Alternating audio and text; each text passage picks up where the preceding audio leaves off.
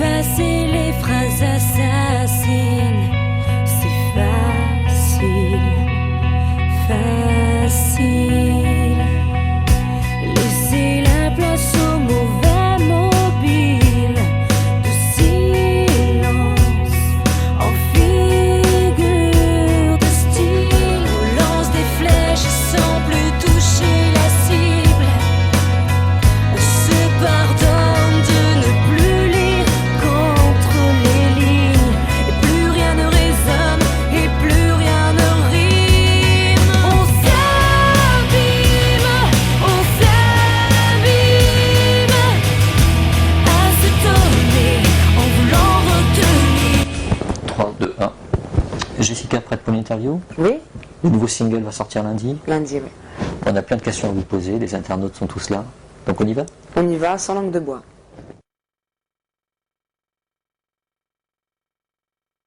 Jessica Marquez, bonjour. Bonjour.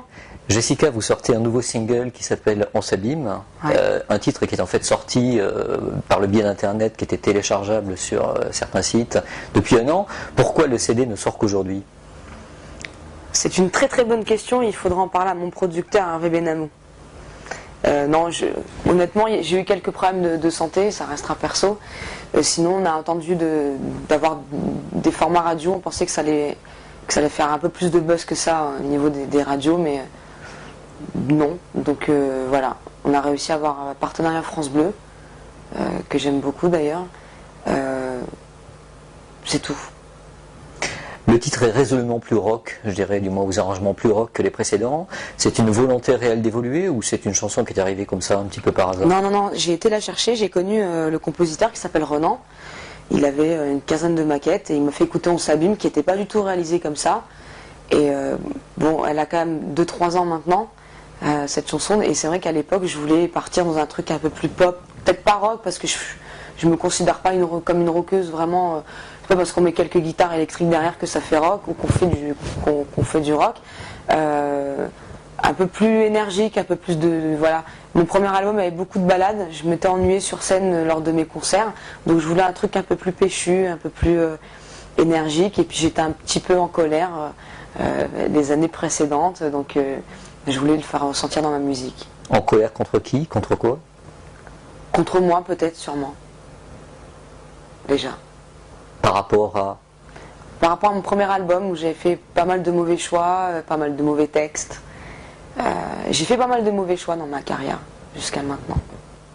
Pourtant, j'ai lu le forum sur votre site internet et les critiques, enfin vos fans étaient absolument enthousiasmés par ce premier album. Donc, c'est des fans. C'est mon public. Peut-être que j'en vise maintenant un peu plus, enfin beaucoup d'autres, un peu plus adultes aussi. Je vais quand même avoir 29 ans. Il me correspond plus tellement ce premier album. Et puis j'étais un peu immature et un peu cassée par la Starac, un peu cassée dans moi, c'est-à-dire un peu malade. Donc j'étais peut-être pas prête à faire des choses comme maintenant, un peu plus mature, réfléchie. J'ai quand même écrit, j'en suis à 9 textes pour le prochain album. Il n'y a rien à voir avec À fleur de peau. Alors ce texte, On s'abîme, parle un petit peu de quelqu'un qui est déchiré par l'amour, par la vie. Il vous correspond ce texte? Ouais. je suis un peu une écorchée vive, on appelle ça comme ça. Un peu... Mais on s'abîme, ça parle pas que d'amour, hein, ça parle pas qu'une de relation d'amour. Hein. Je pense que au quotidien, les gens s'abîment. Enfin, ouais, je voulais pas vraiment, je sais pas comment m'expliquer, c'est un peu plus globalement, ça parle pas que d'amour. Quand j'ai tourné le clip, j'ai vu ça aussi différemment. Je pense que la maladie abîme les gens, d'autres phénomènes comme ça, très lourds. Quelqu'un qui a perdu un membre de sa famille est abîmé. C'est plus écorché, quoi, on s'abîme. Vous avez été abîmé par quoi, vous? Joker. Et professionnellement? Professionnellement, par mes mauvais choix, et je pense que j'ai été mal entourée dès le départ, ou en tout cas j'ai été trop naïve pour faire confiance à des gens, et je les ai suivis dans leur truc, et aujourd'hui je le regrette énormément. Pourtant, avec cet album, vous avez fait un tube. Magdalena. Voilà. Ouais. Donc, est-ce que vraiment on peut émettre des regrets par rapport à ce choix qui était finalement pas si mauvais que ça? Magdalena était bien, mais il n'y a pas eu de suite. Ce qui a été dommage parce qu'il y avait un autre titre à exploiter de l'album qui était le nom de l'album à fleur de peau, qui était dans la lignée de Magdalena. Donc c'est déjà la première chose que je regrette. Et puis avoir attendu autant de temps avant de revenir, c'est-à-dire 3 ans. L'attente a été très dure pour moi parce que enfin voilà, quand je m'ennuie, quand je travaille pas, j'ai besoin de faire des choses avec passion. Donc ouais, je m'ennuie. Entre-temps, il y a eu Ce que les filles ont sur le cœur, Ouais, le remix, ça a été remixé. Ouais.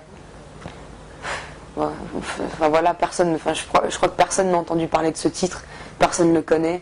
Il n'a pas du tout pris en radio et ils ont annulé la promo à cause de ça. Donc, Mais vous étiez libre du choix. Je sais qu'ils ont décidé de confier le mix à un DJ assez en vogue à Paris. Vous avez émis des choix, vous avez écouté les titres. Comment ça s'est passé à cette époque-là?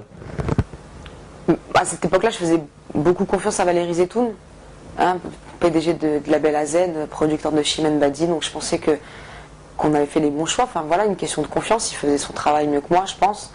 Moi, j'étais une petite dans le métier, je débutais, je n'osais pas encore trop m'affirmer à cette époque. Si, j'aurais dû d'ailleurs, parce que moi, j'aurais pas choisi Ce que les filles, j'aurais choisi À fleur de peau. Le remixé? Non, À fleur de peau, la version de l'album, À fleur de peau, la chanson de l'album. Ce que les filles, j'aurais pas sorti en single. Et vous l'avez dit à l'époque, vous l'avez pas dit? Non. Vous avez... Et plus rien ne résonne, et plus rien ne rit. On s'abîme, à s'étonner en voulant retenir. On s'abîme, à s'acharner quand il vaudrait mieux en finir. Et avant Magdalena, donc il y avait eu des titres qui avaient aussi bien marché, Tout se dire, je pense Se dire, notamment. et puis Si fragile, surtout. Si fragile, oui. Un de mes titres préférés quand même. Vous étiez dans quelle optique à l'époque? Vous sortiez de la Starac, comment vous voyiez à l'époque votre avenir? Est-ce que vous étiez encore sous pression par rapport à la Starac? Comment Moi, je vous, comprenais avec pas le recul? trop, ouais, je comprenais pas trop ce qui se passait. On me dit on va faire un album. J'ai pas pris les conséquences de tout ça, quoi. C'était quand même un album et voilà, ça reste encore une question de mauvais choix, de mauvais titres, de mauvais textes, trop de ballades. J'avais pas une grosse culture musicale, ce que j'ai rectifié maintenant. J'écoute beaucoup plus de choses. Et puis on l'a fait en 2 mois l'album, faut dire la vérité. Hein. On a vu que Magdalena fonctionnait, donc on est parti sur un album et ça a été trop rapide. En pleine canicule, pour En l'anecdote. plus, vous vous rappelez, ouais, en plus, moi, je garde très mauvaise expérience, très mauvais souvenirs de cet album, quoi. Aussi bien la réal que pendant les voix, que mes relations avec AZ. À cette époque-ci, ça serait maintenant avec les nouveaux titres que je suis en train de faire, avec les textes, mon équipe. Enfin voilà, moi mon premier album, c'est celui que je suis en train de faire maintenant. Vraiment, c'est pas à fleur de peau, quoi. Alors justement, donc pendant ces trois années, vous avez fait quoi? Vous étiez découragé par le métier? Dans quel état d'esprit vous étiez? Non, je me suis remise en question, vraiment. J'ai écouté beaucoup de choses. J'ai pris beaucoup de recul sur moi et sur le métier, donc j'ai changé de label. Je sais pas si j'ai bien fait finalement. Ça a été difficile de trouver un nouveau label, les Non, démarches, carrément etc. pas, parce qu'en fait Hervé Benamou était mon manager à l'époque et il a monté Ben Music par rapport à Sony BMG. Donc il m'a dit viens, on monte un label si tu veux et tout. Comme avec AZ, ça se passait pas trop bien avec Ce que les filles, je me suis dit ok, ça sera peut-être mieux ailleurs. Puis finalement on sait ce qu'on quitte, mais on sait pas ce qu'on va retrouver. Donc puis bon, tous les labels se vaut maintenant. C'est un peu la crise du disque, etc. Donc c'est un peu chiant. Voilà. Je me rappelle plus de la question du coup. Ben, moi non plus. Voilà. Disons que là, le nouveau label, vous semblez être sceptique sur le choix que vous avez fait. Qu'est-ce qui vous fait, penser ça? Le fait autant de temps pour sortir un titre, puis qu'on parte sur un single au lieu d'un album. Tous les contrats aujourd'hui sont comme ça. On fait d'abord Non. un single, on voit ce que ça donne. Ouais, et après l'album, c'est souvent, bidon. c'est ça. C'est bidon parce que maintenant, non, je pense pas. Maintenant, on fait un album et on le fait tourner sur scène. On n'attend pas d'avoir TF1 ou Énergie. Enfin voilà. Il y a 2 catégories d'artistes, ou enfin même plusieurs, mais il y a ceux des victoires de la musique et ceux des Energy Awards.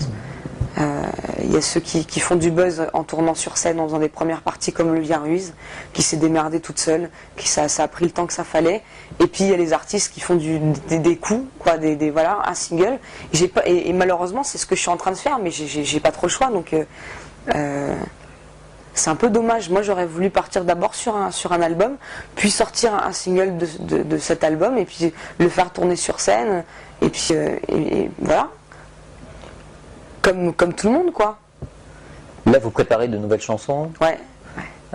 Donc la suite, on peut penser que ça va se développer comment? J'en sais rien du tout. Vous avez un contrat pour un album, là? Ouais. Et qui est prévu pour quand, théoriquement? On n'a pas de deadline encore. Et les morceaux ont la même couleur musicale qu'on s'abîme? Est-ce qu'il y a des changements? Ouais, les ça textes reste parlent de très quoi? pop. Les textes, voilà. Je suis pas quelqu'un qui écrit dans la gaieté. Hein. Je suis pas très. C'est la déprime qui vous fait bien écrire? Moi, je me lève pas le matin en disant ouais, encore une nouvelle journée qui s'annonce. Non, c'est un combat, quoi. C'est tous les jours, il faut tenir. Tous les jours, il faut se fixer des objectifs. Il faut. Voilà, je suis pas non plus dépressive, mais. Vous avez pas l'air. Mais enfin, je me soigne. Mais voilà, j'aime bien écrire. Le prochain titre, par exemple, ça s'appelle Un jour sans. Au lieu d'écrire Un jour avec, j'ai préféré écrire sur Un jour sans. Ça m'inspire plus. Ou Le cœur en travaux, au millimètre près. C'est que avec un soupçon de négativité, mais voilà, j'ai écrit des textes pour la génération Prozac. Pas pour. Donc vous pensez faire partie de la génération Prozac? Ouais, complètement. Malheureusement. Et en même temps, vous avez une chance incroyable, c'est que vous avez des fans qui sont prêts. Je veux dire, je me demande quelles sont leurs limites, hein, mais ils vous aiment au sens. Enfin, c'est fou. Ouais. Vous lisez comme moi le forum, vous voyez des gens qui sont là tous les jours Je suis depuis plus sur des MySpace années. maintenant. Ouais. Et ouais, elles sont là depuis 5 ans, elles me soutiennent et elles se battent autant que moi pour que ça marche, quoi. Voilà, c'est un truc que j'arrive pas à comprendre. Mais je suis très proche d'elles en même temps, il y a un peu de barrière. C'est pas vraiment des fans, je connais leurs prénoms, ce qu'elles font, leur âge. Elles ont grandi avec moi, quoi. C'était il y a 6 ans la Starac. Donc elles ont grandi à travers moi et puis finalement on se ressemble, c'est pas des. Ouais, beaucoup de traits de personnalité communes, donc voilà. Vous ressentez quoi quand par exemple une fan pleure en vous voyant? Ah, ça n'arrive plus, ça arrivait au début, mais maintenant on se fait la bise, ça va bien, ça n'arrive plus, mais bon, moi j'ai jamais eu trop du mal à comprendre un peu ce phénomène au début avec Starac d'hystérie, quoi. C'était lourd, quoi. Starac, avec le recul, vous en gardez quel souvenir?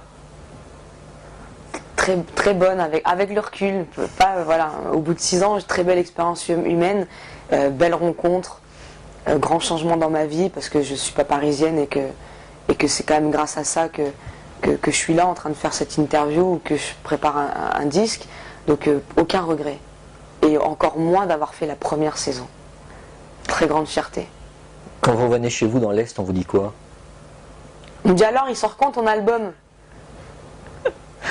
Les gens connaissent toutes vos chansons, on vous interpelle Ouais. sur ça. Les gens de votre famille réagissent comment? Ils sont très fiers, mais ils se demandent un peu ce qui se passe dans le monde du disque aussi, quoi. Pourquoi autant de temps pourquoi un single et pas l'album directement? Et puis, est-ce que j'ai fait aussi les bons choix? C'est les questions qui reviennent souvent, parce que peut-être que si j'avais pas quitté AZ, ça serait différent. Si j'avais insisté pour sortir à fleur de peau, peut-être que ça aurait été différent. Donc ça restera toujours des doutes, des questions, de l'incertitude permanente, quoi. C'est lourd à porter, finalement. Vous êtes brouillé définitivement avec AZ? Vous pensiez peut-être un jour collaborer à nouveau avec eux?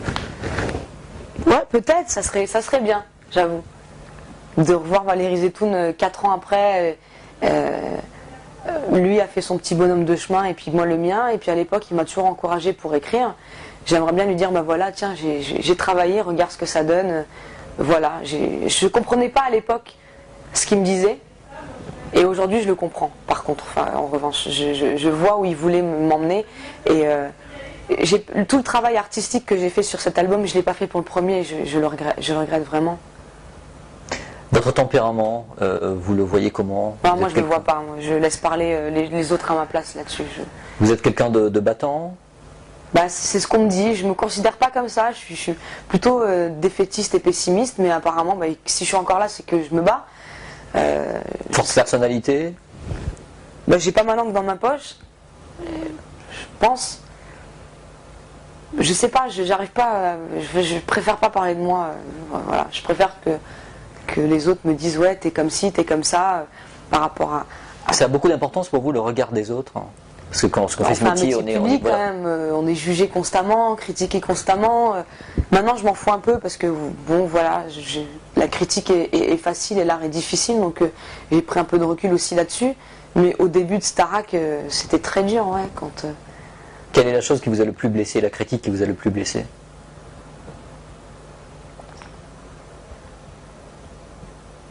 Bah, que justement, c'était plus des autres artistes qui critiquaient un peu le phénomène Starac. Mais finalement, on a fait travailler beaucoup de gens, on fait écrire beaucoup de gens. Il y a beaucoup de buzz autour de ça. Ces nouvelles générations d'artistes, en fait. La télé-réalité, il faut prendre au cas par cas. Je dis pas que sur les 150 personnes qui sont rentrées au château, c'était tous des artistes. Mais au cas par cas, dire quand même Olivia Ruiz, Jennifer, ça vend des albums, c'est là, ça fait travailler des gens. Enfin, voilà. Vous avez gardé contact avec vos anciens camarades? Ouais, mais ça restera dans la limite du perso, mais ouais, carrément, avec des gens qui sont pas signés, malheureusement aussi. Un big up à Patrice McTav, Bonjak, Jalil, tous ces gens de Londres qui font de l'excellente musique et qu'on a jeté, quoi. Alors qu'il y en a d'autres qui font des disques et qui vendent pas beaucoup et parce qu'ils ont gagné, soi-disant, ils ont du buzz. Enfin, voilà. La dernière saison, vous en pensez quoi, par exemple? Ah, j'ai pas regardé. Je me suis arrêtée à la 3, honnêtement. Je sais plus. Et pourquoi? Ça vous lasse? Vous voulez passer à autre chose? Pourquoi? Parce que manque de naturel, de sincérité, très calculateur. Ouais, je suis dans ma promo, quoi. Voilà, moi c'est la 1, la 2, à la limite la 3, parce qu'il y avait des talents comme les Prémix, il y avait des talents comme Romain, que j'en ai mis sur MySpace et tout ça. Mais 4, 5, 6, je ne me rappelle pas des gagnants. C'est la première, quoi. Bon.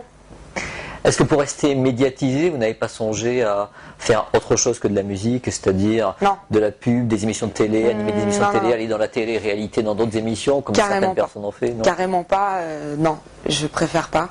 On vous l'a proposé? Je crois qu'à l'époque, il y avait eu des rumeurs sur la ferme, je crois, je suis pas très très sûre. Quelques photos aussi, des trucs. Mais non, j'aimerais faire un peu de cinéma, mais je suis un peu timide pour aller prendre des cours. Mais j'aimerais plus aller là-dedans que dans autre chose. Mais moi, c'est les textes. Moi, j'ai travaillé avec beaucoup d'auteurs pour perfectionner mes textes. Moi, c'est l'écriture qui m'intéresse plus que... Autant que le chant, hein, mais je suis pas compositeur, mais j'ai voulu vraiment accentuer sur les textes. Sur les mots, quoi. C'est vraiment un truc qui m'intéresse. Ma plus grande référence, c'est Zazie, pour moi. Vous avez écouté son dernier album, évidemment? Bien sûr. Qu'est-ce que vous écoutez justement comme musique en général? Alors là, comme je travaille sur l'album, j'ai mon ami Isa qui me pousse justement à me faire écouter des autres choses que j'écoutais avant, parce que je suis très variette, moi, finalement. Et j'écoute beaucoup de pop folk comme Jonathan Brooke, Sean Colvin, Ricky Lee Jones, des nouveaux trucs.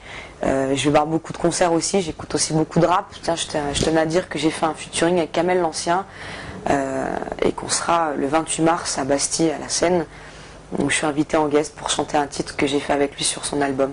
Donc il y a beaucoup de rappeurs maintenant qui me demandent en featuring. Je trouve ça intéressant d'aller exploiter d'autres univers. Donc moi, j'écoute de tout. Ce matin, je me suis levée avec Ricky Lee Jones, par exemple. Je peux très bien aussi écouter un truc complètement con, mais Le Roi Soleil, quoi. Il y a des chansons que j'aime bien. De tout. Enfin, ouais, je suis pas... Voilà. Et Chimène Badi avait déclaré à l'époque qu'elle vous aimait beaucoup. Ah, bah, c'était à l'époque. Hein. Pourquoi? C'était à l'époque. Voilà, on va dire ça comme ça. Elle ne vous apprécie plus aujourd'hui? Je sais pas, mais artistiquement, peut-être pas, non. Puis j'aime pas ce qu'elle fait non plus, donc c'est pas très grave. Il y y a des animosités entre les filles de ce métier? Ah, je vous sais pensez? pas. Moi, je traîne pas dans ce métier. Hein. Vraiment, j'ai aucun ami dans ce métier. Je fais de la musique, c'est tout. Ça m'intéresse pas d'avoir pour amis des gens célèbres ou d'aller traîner dans les soirées portables pour aller gagner des trucs. Ça n'a jamais été mon délire, jamais. Peut-être que j'aurais dû, hein, je vendrais peut-être plus de disques, mais ça m'intéresse pas. Vous n'êtes pas prête à faire ce genre de concession, en tout cas pour réussir? Non. Même pour faire la promo dans Sabim? Bah, j'en fais là. Je trouve ça plus intéressant de faire ça, travailler en studio, d'écouter des trucs, d'être sur MySpace. Voilà. Moi, s'il y a un mot en ce moment que c'est MySpace. Voilà. Je fais un énorme coup de pub pour ça, pour tout ce qui est Internet, pour vous, Dailymotion, voilà. Pour moi, c'est Internet qui fait vivre encore la musique. C'est plus les télés, c'est la scène, c'est le contact avec le public et c'est via Internet, quoi. Pourtant, Internet nuit beaucoup au disque par le biais de téléchargements illégaux. Ouais, bon. C'est bien aussi le téléchargement légal. J'ai honte de le dire, mais si ça peut permettre à des gens d'écouter ma musique parce qu'ils n'ont pas de sous pour l'acheter, ainsi soit-il. Pourtant, ce qui est embêtant, c'est que lorsque on télécharge illégalement, les ventes s'en ressentent. Ouais, Et du coup, il est plus difficile de faire un nouveau disque. c'est vrai. Vous envisageriez de vendre votre musique exclusivement par Internet? Ouais, bien sûr. Pourquoi pas? Pourquoi pas? Plutôt que démarcher les maisons de disques. Vous voyez dans 10 ans encore démarcher les maisons de disques J'espère que dans 10 ans, j'aurai des enfants et un mari et je ferai peut-être autre chose. J'en sais rien. Si je suis pas heureuse dans la musique, j'aurais pas de mal à arrêter, quoi. Parce qu'on court après un truc, puis finalement, est-ce qu'on est heureux pour autant? J'en sais rien. Je me pose encore la question aujourd'hui. Parce que C'est finalement, obsessionnel de réussir dans la musique pour vous? non, plus aujourd'hui. Vraiment plus aujourd'hui. Ça l'a été au début. Ouais. Et Ça qu'est-ce qui a l'a été. provoqué d'après vous le fait que... Là, les 3 ans qui se sont écoulés, là. Ouais. Donc votre ambition, c'est pas c'est d'avoir des enfants et Bah, j'en sais d'avoir rien. un mari, c'est plutôt ça. c'est plutôt la vie privée, quoi. J'irai là où je serai heureuse. Si c'est en faisant des enfants et en ayant un mari, peut-être que c'est ça mon truc. Puis pourquoi pas? Peut-être que ce sera enfin, j'écrirai peut-être pour d'autres gens. Peut-être que ça va marcher. Alors d'aujourd'hui, j'en sais rien. Le single sort lundi. J'ai aucune idée de ce que ça va faire. L'incertitude, c'est pas ça le plus difficile? C'est horrible. Tous les jours se lever dans le doute, c'est horrible, bien sûr. Et vos parents, par exemple, vous disent quoi? Bah, que quoi qu'il arrive, ils me soutiendront toujours et que si je décide d'arrêter demain parce que je suis pas heureuse, ils seront quand même fiers de moi, quoi. C'est mes parents, je pense que voilà. Ils m'ont vu tellement être pas bien par rapport à ce qui s'est passé ces 3 dernières années. C'est dur de revenir. Et puis finalement, j'ai aucun mérite. Je vais en avoir si ça maintenant ça marche parce qu'on s'abîme. C'est pas un choix de PDG de maison de disque, c'est mon choix. Donc si je me plante, ça sera complètement de ma faute. Là pour le coup, c'est pas la faute de Valérie Zetoun ou d'un tel ou d'un tel. C'est complètement mes choix là. C'est d'autant plus stressant? Vous êtes stressé là actuellement? Un petit peu, parce que là sur MySpace c'est un peu le compte à rebours, là c'est J-4, donc ça fout un peu la pression. Puis après il y aura la semaine du top, et puis d'autres trucs, et puis Vous serez fixé quand? je ne vous cache pas que si On s'abîme ne marche pas, il n'y aura peut-être pas de single après, ni d'album. Enfin en tout cas pas ici. Il reste des labels indépendants, il reste d'autres maisons de disques, il reste d'autres choses à exploiter, je pense. Les contacts, c'est vous-même qui les prenez? C'est vous qui allez vous vendre, entre guillemets, ou c'est par un intermédiaire? Non, je suis un peu toute seule, avec mon équipe de réal, mon équipe que je remercie d'ailleurs, qui sont là. Non, j'ai des gens qui me soutiennent quand même, qui pensent que j'ai du talent, ça fait du bien entendre. Non, je suis soutenue vraiment, et par mon équipe de réal, et par Fred ici présent, et par mon label certainement. On dit de moi que je suis une artiste un peu ingérable et colérique, je suis pas d'accord. Hein. Colérique? Ouais. Je sais ce que je veux, c'est tout simplement, c'est pas... Vous êtes capable de vous mettre en colère Pas en colère, mais je défends mon truc, quoi. C'est normal, c'est dur maintenant, faut y aller, quoi. Faut aller au charbon, quoi, comme on dit. Et vous lâchez pas facilement vos convictions parce que vous les défendez? Quand je crois à un truc, ouais. Premier album, je l'ai pas défendu parce que j'y croyais plus. Quand il est sorti, je me dis merde. pas bien bossé, j'étais pas très fière de moi. Là, non, là, je vais me battre quand même pour les textes que j'ai écrits, pour mon public. Puis moi, j'ai 630 écoutes sur MySpace, ça me donne envie de continuer quand même. Et puis, il y a de la demande quand même. Donc, je garde espoir, ouais.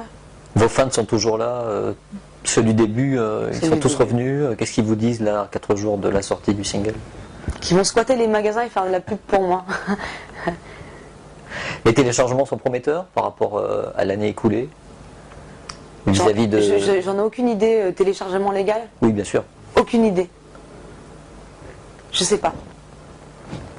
Vous ne vous préoccupez pas des chiffres, de savoir où ça en est, vous n'êtes pas... Non, j'attendrai le top, comme tout le monde. Je sais pas. En conclusion, qu'est-ce qu'on peut vous souhaiter? À part que, évidemment, on s'abîme marche, évidemment. Rien. Tout va bien. Jessica Marquez, merci. Merci et à bientôt. à vous. Merci. Merci. 3, 2, 1. Jessica, l'interview s'est bien passée? Super. Donc je vais renouveler la question que je vous ai posée tout à l'heure. Qu'est-ce qu'on peut vous souhaiter pour les semaines à venir? Sans langue de bois. Un album. Qui pourrait sortir très En vite. Septembre. Très bien. Ce serait bien, septembre. Oui, absolument. Ça Pourquoi voudrait pas. dire qu'on s'abîme marcher très vite. Voilà, et puis peut-être le deuxième single. Et puis voilà. Très bien. Ben, rendez-vous en septembre alors. Allez. Au revoir Jessica.